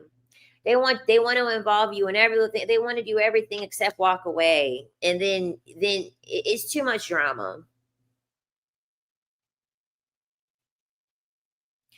What do you think of women that constantly go online looking for a man? Is that low vibration energy? Should we as women hold higher standards for ourselves? Well, I don't know the intention of the women that are going online to like have men look at them or whatever. I don't know. Um, I mean, most of it is through male validation, honestly. Most of it is through male validation. I look at it like this. There's nothing inherently wrong with you wanting male validation or any validation. Um, as a human, you're designed to want validation. That is a normal primal need because it further reinforces the fact that where you sit amongst other people, where you sit amongst, where you fare out in society. So wanting validation, or like maybe in that way, I don't think it's inherently bad. But I think when you're just full on like, I'm gonna post looking for a man or getting online looking for a man, and it's to the point where it's such a requirement for you and it's of the utmost importance to you where if it doesn't work out, you're going to start beating yourself up and freaking out and looking, devaluing yourself. Well, then, yeah, you should stop.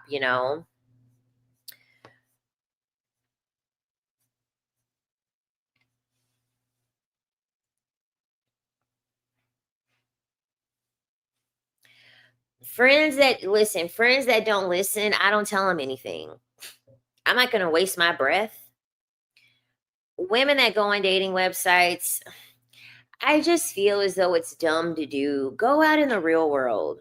Go out to a nice bar, go to a fancy restaurant, go alone, dine alone, and learn how to mingle.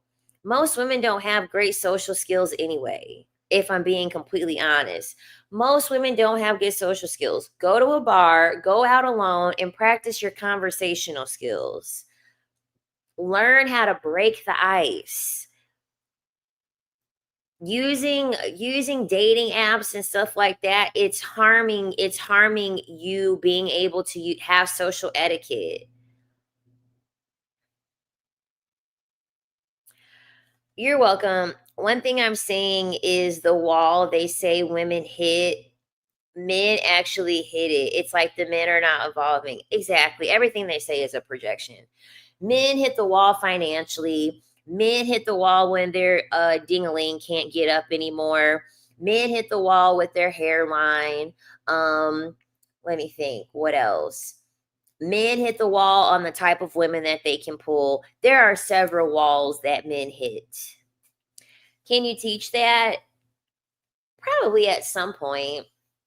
I just have so many different topics that I have listed down to talk about.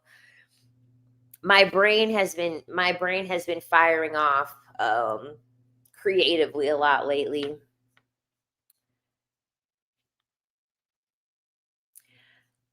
I want the validation from the baddies, not average men. I heard that.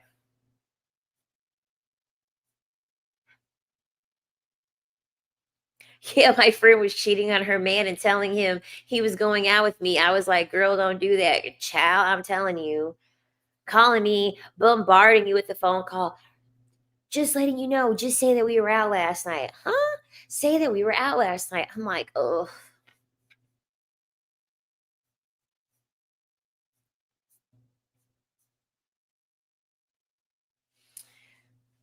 yeah. Like,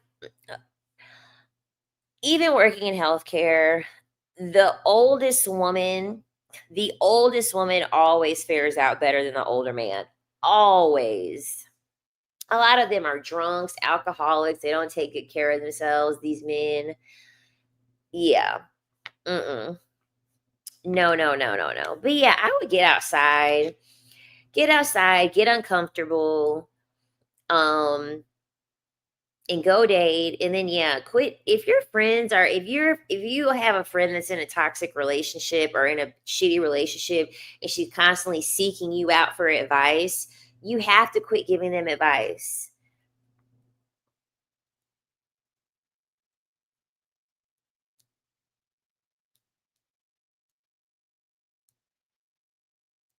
Girl, I wouldn't be picking up the phone. Just stop picking up the phone. They're only stressing you out because you're letting them stress you out. Be willing to test the friendship.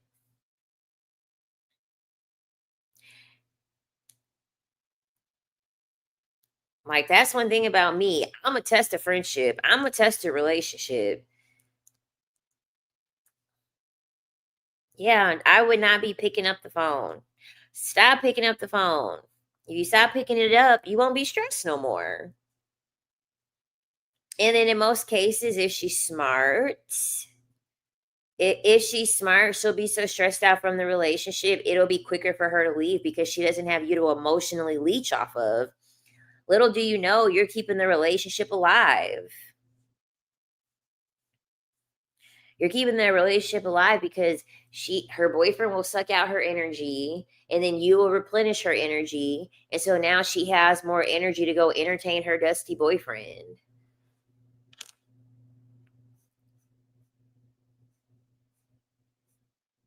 What's the best way to tell a guy you need money? Just lost job due to a coworker getting into it. She thinks her guy wants me and we all work together. Well, like literally tell him, "Hey, I had an emergency happen with work and my phone's going to get cut off. I need $300 so my phone doesn't get cut off." Using the phone is easy because that's the number one way that people communicate with you. If a man ain't trying to give you no money to keep your phone on, he don't like you. You'll never get no money out of a man. If he don't give you no money to keep your phone on, and y'all are texting regularly, calling regularly, talking regularly on the phone, he don't like you. He doesn't care.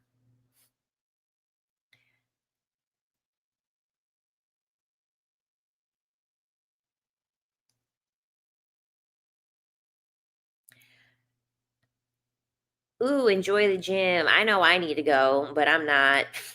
Not tonight. I'm going to go to pole dance classes tomorrow. That's true. I have a lot of male friends and they talk so much shit about I have been in low moods. What can I do to uplift and not waste my life? Well, you're already doing one thing. You're going to the gym, but you can meditate. Make sure you're eating healthy so your gut is together because um a happy mind is related to a happy gut. A happy gut creates a happy mind. I have a That's true. I have a lot of male friends and they talk so much shit about their wives and girlfriends and always triangulate and compare me to their significant other. I be feeling embarrassed for them. Oh, I can't stand that. I wish you were more like my wife. Oh, I wish my wife did that. I'm like, shut up. You're just trying to you're trying to pussy plan. That's what I'm gonna call it. You're trying to punani plan. You're trying to plan your way into some future punani, thinking that I care about being compared to your wife.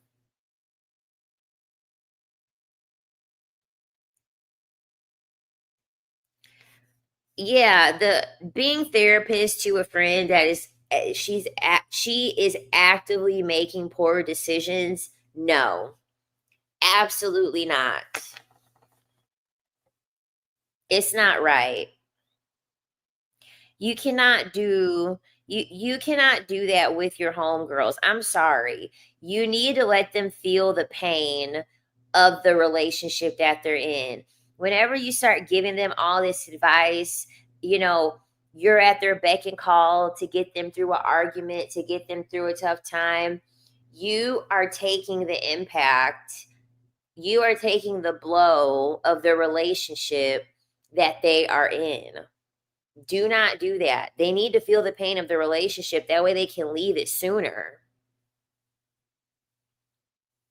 Every time I've done that, a woman has left the relationship. Every single time I remove my energy, sooner than not, the woman she leaves the relationship.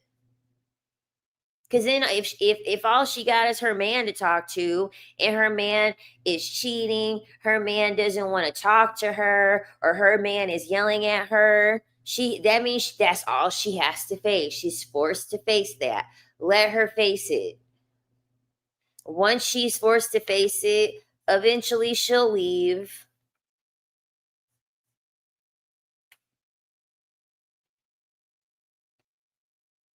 Oh yeah, a man not buying me a drink or paying for my meal or something like that, and you got the nerve to talk to me, yuck.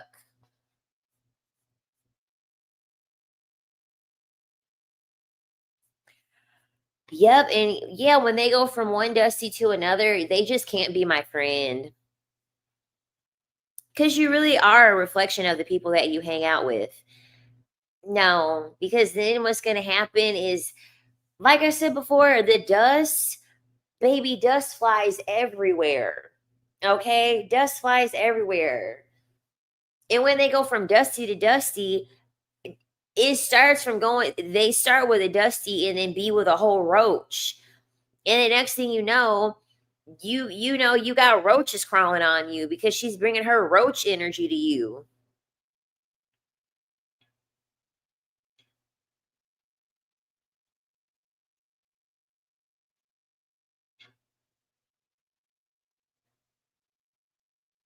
Oh, see, yeah, that would have been the end. Oh, hell no. See, that's what I'm talking about. Siphoning your energy just to go shoot. Hell no. Mm-mm.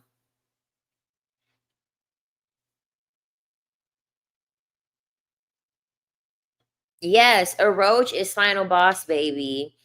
A roach is final boss. That's why with roaches, they hate it when the lights cut on. You finally cutting the lights on is when they're like, I gotta hide. I gotta hide who I am. I'm exposed. I'm not in Miami. I'm not in Miami. I'm in Central Florida. But it's nice here. It is, it's nice here. I'm actually gonna be here longer than I thought I was gonna be. So I'll actually be here until the fall. And I'm sure at that point I'm gonna stay here permanently. Maybe by then I can like be in Miami.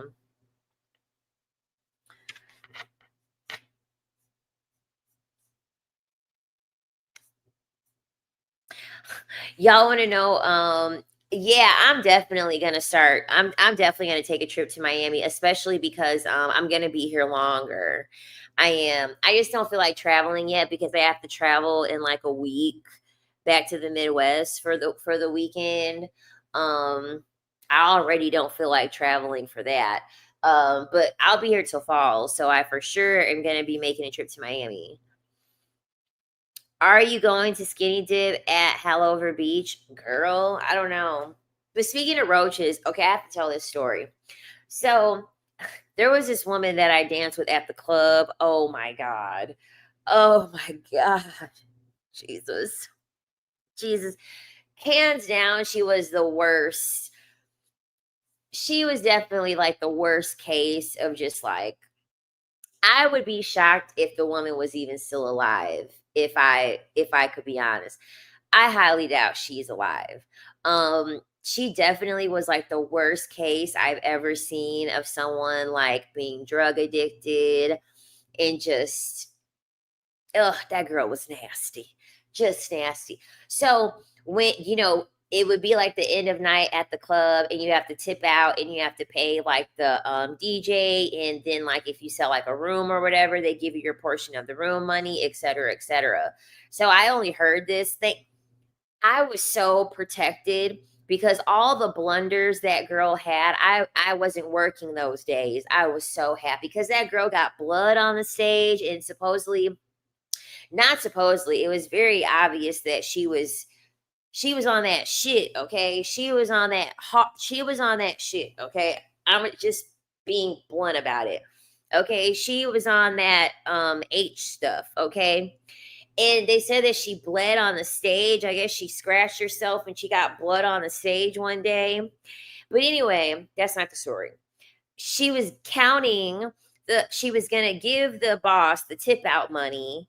And I guess when she handed him the tip out money, a roach crawled on his arm. She had a roach in her bag, and the roach crawled up his arm when they were exchanging the money. I was like, ah! That girl was, that girl was, oh, oh my God, that, and she was losing teeth. I mean, she looked terrible. Like, oh, and she had a child too. I think she had a daughter. Her nickname would be Roach after that story. I was like, oh my gosh, she done brought a what do they call it? What the hell do they call the animals? I guess I'll just say pet roach. She done brought a support animal in roach form to the damn club. Quick, I kid you not. Who quickly, I want to say I probably worked 2 months. So I got into a fight with one of the girls that worked at the club, and they suspended me even though I wasn't the person that started the fight. So I was already pissed off at the manager because they suspended us for a week. And I was like, fuck this, I'm leaving. So I ended up leaving. And I think that was probably like 2 months. That was probably like 2 months after she started working at the club. And then I left. And then I came back to the club. And once I came back, she wasn't working there anymore. I heard that she was working at someplace else because they fired her. I was like, this bitch is nasty. This bitch is nasty. Oh, there were all types of nasty stories about that girl. there are all types of nasty stories about that girl. I guess she went into one of the rooms, and some of those girls, they was doing their thing in their room, no shade, no tea, whatever. And I guess she did her thing in one of the rooms, and the thing that the Jimmy cover, the Jimmy cover, I guess she left the Jimmy cover inside of her, and when she was walking out from the room, I guess the Jimmy cover fell out.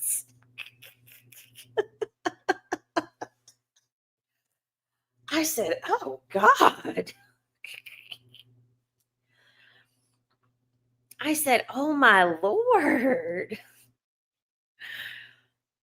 And then I would just think to myself, and that's when I knew men had no standards.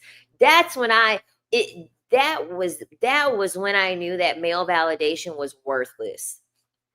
When that girl, looking how she looked, nodding off, acting how she acted, she was still making money from sleeping with men and dancing for men.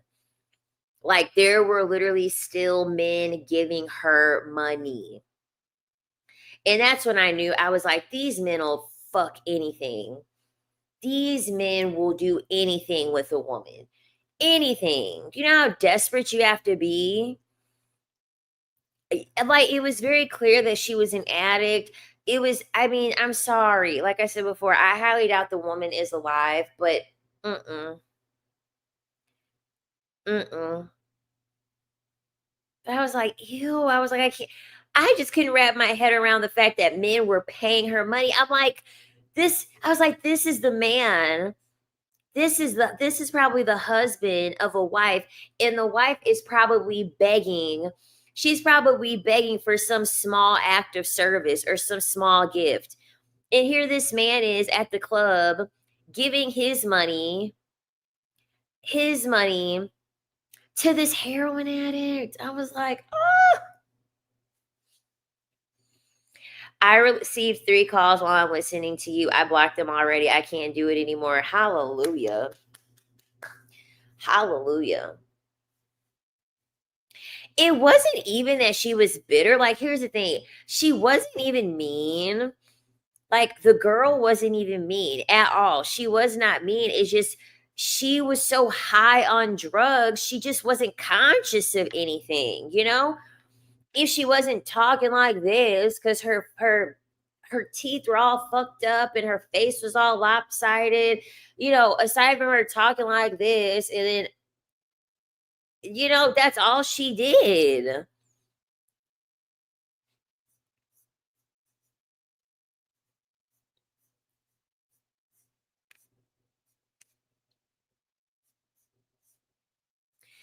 I'm happy that we're blocking the dusty friends. Cause I'm sorry, we got to start normalizing calling women dust off of association. If your boyfriend is dusty, if your man is dusty, you dusty by association, girl.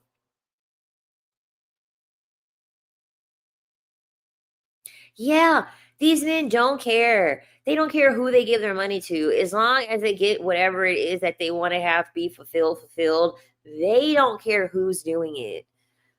And that's when I knew. I was like, oh my God. Because so many women assume, like, oh, she's not pretty enough or her body isn't put together enough. I'm telling you, they don't care. One time she almost set the goddamn club on fire. Like, when I tell you, working with her was literally a real life hazard every day. She almost fucking burned the club down, because the club that I was working at in Indiana, they're allowed to smoke indoors. They're allowed to smoke indoors in Indiana. And so we had these velvet couches, these like velvet VIP couches. And so she was smoking her cigarette and she was leaned all back or whatever. And and then it hit the damn velvet couch. And then thank God she woke up. She woke up in time. I'm telling you, she was fucking up everything. I'm like, you're getting blood on the stage. You got the Jimmy hat falling out of you. You like you got you bringing the support cockroach into the club. You about to set the club on fire. Like, oh, she was doing too fucking much. I was like, when are y'all gonna fire this girl?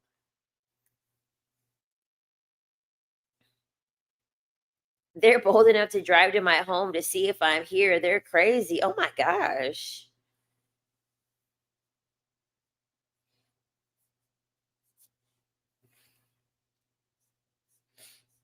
Rochella. Exactly. I'm like, oh my God. Oh my Lord. We have a purity culture where sex is meant to be seen as this dirty, disgusting thing. So male sexuality develops into them thinking, I must be attracted to dirty, disgusting things. Clearly. Because I was like, gross.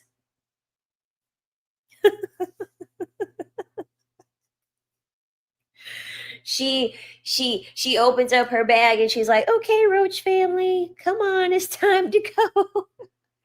We're going to work. We're going to work, Roach family. I was like, oh my God. Ugh.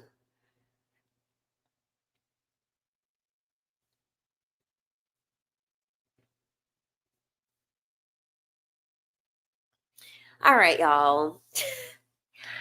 I'm gonna get off of here. And entitled, please make sure you're safe. All right, make sure you're safe. Make sure you got the boundaries in place. Um, yeah. Keep your boundaries firm, keep your boundaries strong. And just remember, ladies, don't give these men your essence or your energy, okay? Don't let them siphon things from you so that way they can curate a whole personality off of you or a whole new style off of you and then credit it as their own or give it to the next woman. Um, yeah, gatekeep all of the things about your essence because they're actually valuable and they're actually worth something. So I will see you ladies next time. Bye.